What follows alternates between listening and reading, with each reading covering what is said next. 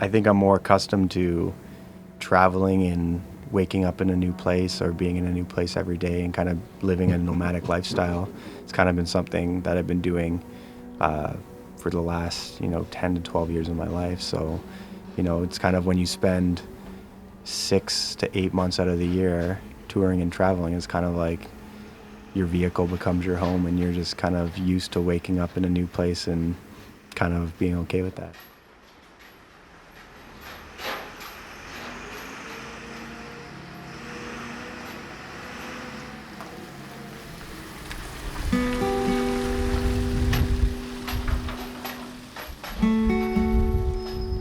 It's really the only life I've ever known, so it's kind of my home.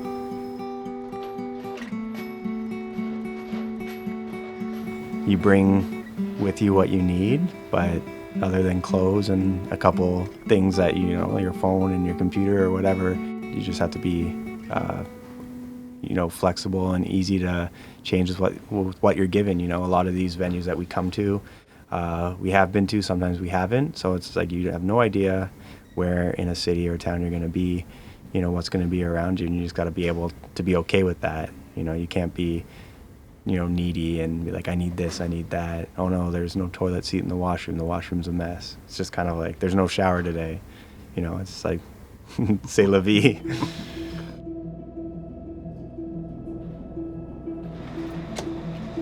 So last night we were in Rome. We finished up probably around midnight, packed up and got out of there, I think just after 2. And then pretty much drove straight here to Munich. Because the bus driver is under contract, he can't drive, I think, more than 8 hours. So actually we had to meet another driver, and then he comes and finishes the drive. So it's pretty crazy that, to get to one show, you need to count on 2 people. And we got here about 5 p.m. It's just one of those things where as soon as you get there, it's just chaos and get it set up and get it done. And, doors are at 7, so we're kind of in a 2-hour window. But everyone kind of understands the situation, and everyone's out there, all hands on deck. We get it set up, and, here we are. Half an hour before doors, everything's pretty much good to go, so. Up until recently, we've had a couple member changes for the first time, but we started as a band 15 years ago.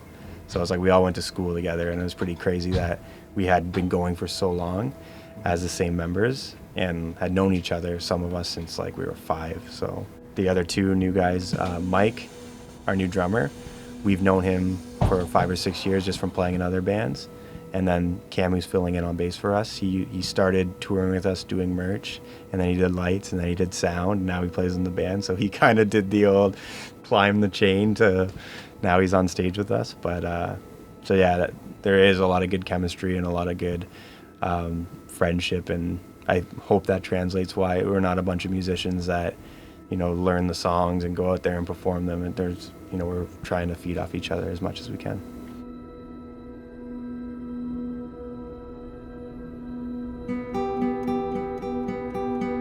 I always try to make an effort to just talk to people, go out at the merch table or whatever and just say hi.